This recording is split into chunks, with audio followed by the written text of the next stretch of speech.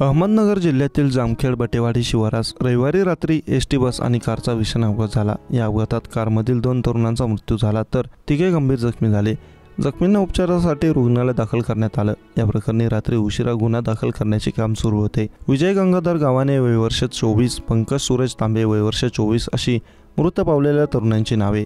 अपघातात मयूर संतोष कोळी वय वर्ष 18 हा गंभीर जखमी झाला आहे। मिळालेल्या माहितीनुसार मृत तरुण खर्डा येथून कारने जामखेडच्या दिशेने येत होते।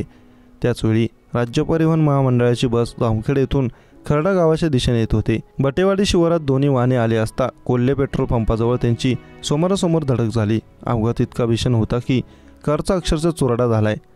अपघाताची माहिती मिळताच परिसरातील नागरिकांनी घटनास्थळी धाव घेतली। या घटनेची माहिती पोलिसांना देण्यात आली। पोलिसांनी घटनास्थळ गाठून बचाव कार्य केला। जखमींना उपचारासाठी रुग्णालयात दाखल करण्यात आलं। खासगी रुग्णालयात प्राथमिक उपचार केल्यानंतर 5 तरुणांना अहमदनगर येथील सिव्हिल रुग्णालयात रेफर करण्यात आलं। तिथे उपचार सुरू असताना दोघांचा मृत्यू झाला। अजूनही एकाची प्रकृती चिंताजनक असल्याचं सांगितलं जाते। या घटनेने परिसरातून हळहळ व्यक्त होत आहे।